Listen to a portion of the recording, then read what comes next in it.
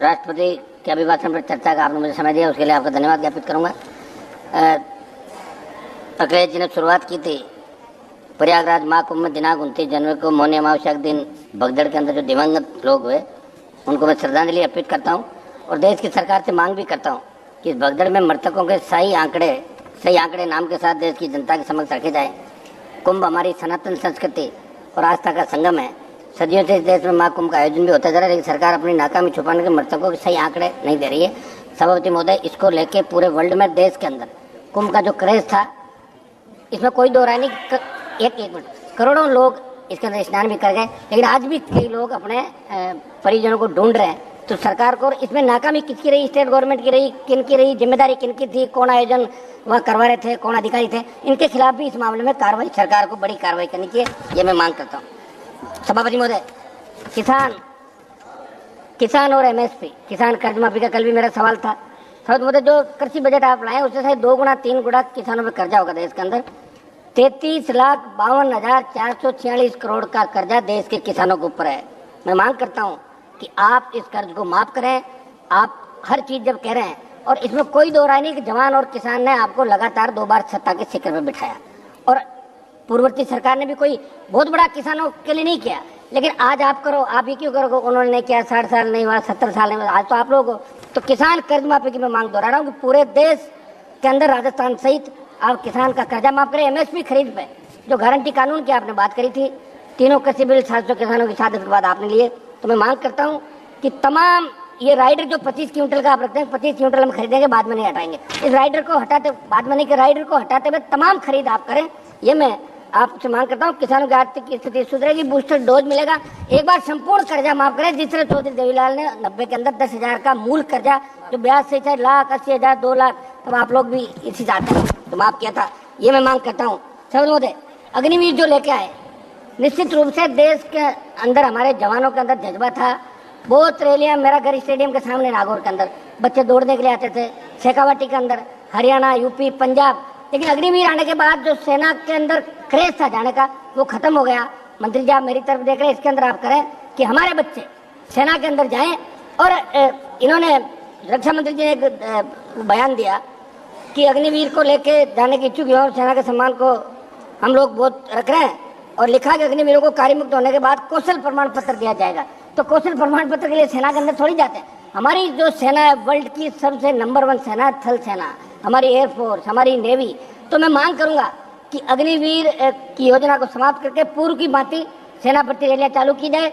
और हमारी आई रेजिमेंट का मामला, हमारे अलवर से मंत्री जी आते हैं, गुजर रेजिमेंट का मामला, तमाम रेजिमेंट जो पहले यहाँ देश के अंदर थी, उन रेजिमेंटों की पुनर्स्थापना करें, नई रेजिमेंट बनाए। जो लड़ाके देश के अंदर, जो मार्शल जातियां हैं, वो चाहती कि हमारी रेजिमेंट भी सीमाओं पर लड़े, तो उन रेजिमेंटों की स्थापना भी आपको करनी चाहिए, ये मैं मांग करता हूँ। सभापति महोदय, हमारे राजस्थान के अंदर पेपर लीक के मामले बहुत पूर्ववर्ती सरकार के समय, और अब भी एक आध पेपर लीक की घटनाएं हुई।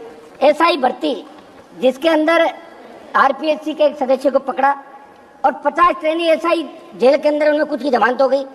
मैं आपको याद दिलाना चाहता हूँ, जब सड़कों पर आप लड़ रहे थे, हम भी लड़ रहे थे, आपने कहा था कि तमाम जो पेपर लीक हुआ राजस्थान के अंदर, जिसमें ईओ भर्ती, आरओ भर्ती, सीएचओ भर्ती, लाइब्रेरियन भर्ती, वरिष्ठ अध्यापक, व्याख्याता सहित कई भर्तियों के पेपर आउट, और आरपीएससी के अध्यक्ष को भी गिरफ्तार किया गया था। हाल ही में 2 आरपीएससी से जो गिरफ्तार किया, मगर आपकी सरकार पर्दे के पीछे बैठे मगरमच्छों को नहीं पकड़ पा रही है। एसओजी जा तो रही है, लेकिन उन लोगों को नहीं पकड़ पा रही है जिन्होंने पेपर लीक की घटनाओं को अंजाम दिया, और इसलिए नहीं पकड़ पा रही है कि अभी उपचुनाव के अंदर आपने उनको बुला के कहा कि हम आपको पकड़ रहे हैं, उन्होंने कहा पकड़ो मत, हम हमारी पार्टी की जमानत जब्त करा लेंगे, ये लो टिकट आपके हिसाब से, और 5 जगह जमानत जब्त करा ली कांग्रेस पार्टी ने। तो मैं मांग करूंगा कि आप इस एसआई भर्ती को रद्द करें, कोर्ट का बहाना नहीं बनाए। आपके नेताओं की डिमांड थी, स्वयं मुख्यमंत्री सड़कों पर कह रहे थे कि हमारी सरकार में हम एसआई भर्ती रद्द करेंगे, तमाम उन भर्तियों के जिनके लोगों को पकड़ा रद्द करके एक नया संदेश राजस्थान और देश के अंदर दें।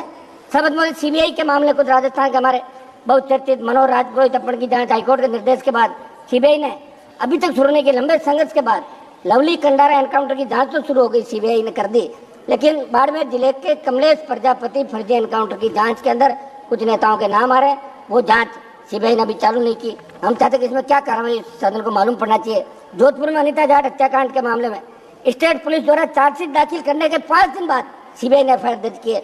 मैं बात इसलिए कह रहा हूँ कि सीबीआई पर लोगों का भरोसा है, इसलिए सीबीआई राजस्थान से जुड़े तमाम मामले जो दिल्ली में पेंडिंग है, हमारे 4 मंत्री राजस्थान चाहते हैं, स्वयं लोकसभा अध्यक्ष भी राजस्थान चाहते हैं, मैं उनको भी कहना चाहूंगा कि सीबीआई के मामले के अंदर त्वरित अनुसंधान होकर दोषियों के खिलाफ कार्रवाई करें तो कड़ा संदेश अपराधियों के अंदर जाएगा।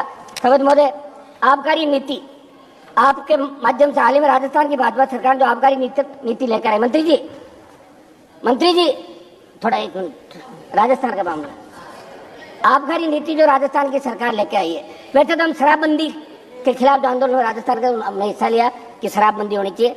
शराबबंदी आप बार बार कह रहे हो कोई आर्थिक स्थिति ठीक नहीं है, बड़ा रेवेन्यू मिलता है, बंद नहीं कर रहे हो, तो आप इतना तो कर सकते हैं कि जो आबकारी नीति आप ला रहे हैं उसके अनुसार अलग अलग दुकानों के स्थान पर समूह को ठेके दिए जाएंगे, वही रेड पार्टियां पुरानी बातें, वही शराब माफिया पनपेगा राजस्थान के अंदर, मुश्किल से मुक्त हुआ है राजस्थान। ये मैं मांग करता हूँ इस आबकारी नीति को समाप्त करके एक सार में जो रिजर्वेशन दुकानों के अंदर रखा, हजारों लोगों को रोजगार मिलेगा, उनका रोजगार छीन के कुछ समूह को ठेके आप नहीं दे। आबकारी नीति के अंदर बड़ा खेल हुआ है, तो समझ में आपके माध्यम से सरकार से मांग करूंगा कि भारतीय जनता पार्टी की सरकार ये नई आबकारी नीति को लागू नहीं करे और पूर्व की भांति जो दुकानें चल रही है उस हिसाब से राजस्थान के अंदर दुकान आवंटित करें और दूसरे जो हमारा एक साल में दूसरा कोटा है ताकि उनको रोजगार मिल सके।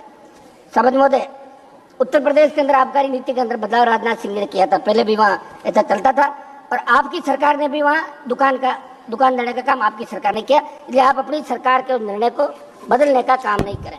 समझ महोदय, निवेश के अंदर प्रधानमंत्री जी राजस्थान में रिसर्जेंट राजस्थान नाम के कार्यक्रम का उद्घाटन किया। मैं आपके माध्यम से सदन को बताना चाहता हूँ कि प्रदेश में उद्योगों से जुड़े निवेश लाने के लिए इस तरह का कार्यक्रम किया गया, अरबों रुपए खर्च करके इसका प्रचार किया।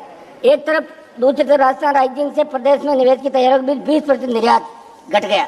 कारण यह कि भारत सरकार के कस्टम विभाग के बड़े अधिकारी ने राजस्थान में बार बार जांच आपत्तियों के नाम पर व्यापारियों को तंग करना शुरू कर दिया था। समझ महोदय, महंगाई के बारे में बताना चाहूंगा कि सरकार ने अभिभाषण में आत्मनिर्भर भारत और अर्थव्यवस्था के विकास की बात की, लेकिन जमीनी हकीकत कुछ हो रही है। महंगाई चरम पर, आम जनता की क्रय शक्ति लगातार घट रही है। खाद्य पदार्थों, ईंधन, रसोई के दवा की कीमतें आसमान छू रही है। पेट्रोल डीजल के दामों में लगातार बढ़ोतरी हो रही है। 2014 से 24 के बीच अंतर्राष्ट्रीय बाजार के अंदर प्रति बैरल क्रूड ऑयल की कीमतें घटी थी, लेकिन आपने फिर भी 100 रुपए से ज्यादा पेट्रोल डीजल पे कीमत आप ले रहे हो, तो आम आदमी को आप राहत दें, वो आपका मतदाता है, ये मैं मांग करता हूँ। समझ महोदय, फसल बीमा, सबसे बड़ा घोटाला फसल बीमा के अंदर हो रहा है। अब आपने एक नया कर दिया क्रॉप कटिंग, और अगर फसल आपने बो दी और वो उगी नहीं तो उसका ही आप उनको बीमित कर रहे हो। जो खड़ी फसल है उसको भी श्रेणी के अंदर लिया जाए और फसल बीमा कंपनियां जो है, हम दिशा की मीटिंग के अंदर बुलाते, दूसरे उसमें बुलाते, कोई आता ही नहीं, कोई सही जवाब नहीं देता। तो फसल बीमा का, प्रधानमंत्री फसल बीमा का जो आप प्रचार कर रहे हो, प्रत्येक व्यक्ति को राहत मिले, प्रीमियम लेने के बाद उसका हक भी बनता है। इस दिशा में फसल बीमा में सुधार आपकी सरकार को करना चाहिए। समझ महोदय, ये जो क्लेम कई लोग फर्जी तरीके से उठा रहे, एक रिपोर्ट के मुताबिक इन दिनों जिले के 8 मेरे गांव में 2000 खेतों का 300 करोड़ का क्लेम फर्जीवाड़े से उठा लिया। ये प्रधानमंत्री जी फसल बीमा योजना की सार्थकता का लाभ असली। एक मिनट साहब सुनो, 1 मिनट में समाप्त कर रहा हूँ सभापति जी, 1 मिनट सभापति जी, 1 मिनट, आधा मिनट, एक विषय हो रहा है मेरा, तो इसमें फसल बीमा पे नए सिरे से करें। एक विषय हमारा अलवर से मंत्री जी आ रहे हैं सर, मुख्यमंत्री जी को 1 मिनट साहब, सभापति जी एक आधा मिनट सर, आधा मिनट सर, हम रात को 12 बजे तक कोरम पूरा करते हैं, ऐसे क्या कर रहे हो? आधा मिनट दे सर। सभापति जी, अभी हमारे राजस्थान पुलिस के सहायक उपनिरीक्षक स्वर्गीय सुरेंद्र कुमार चौधरी ने 11 दिसंबर 2024 को राजस्थान के मुख्यमंत्री महोदय के काफिले की सुरक्षा करते हुए एक गाड़ी तेज आ रही थी, प्राणों की आहुति दे दी। और अलवर से हमारे मंत्री जी आ रहे हैं, इनसे भी मिले, उपराष्ट्रपति जी मिले, मुख्यमंत्री जी उनके घर पे भी गए। शहीद का दर्जा देना, उनके परिवार को आर्थिक परिलाभ देना, और नायब तहसीलदार की नौकरी तो मांग रहा है, कौन सा आप कलेक्टर बना रहे हो? पहले भी आपने बनाया राजस्थान के अंदर, ये किसान का बेटा है, सादत दी है, और पूरे देश में संदेश। एक मिनट समाप्त तो करना है, समाप्त तो करूँ, नहीं समाप्त 30 सेकंड समाप्त दे दिया है लोग तो 15-15 20 मिनट भाषण झाड़ गए। नहीं समाप्त नहीं, समय से समाप्त कर रहा हूँ, समाप्त तो करना है मैडम। आप सभापति जी समाप्त करने, इससे मत करें साहब।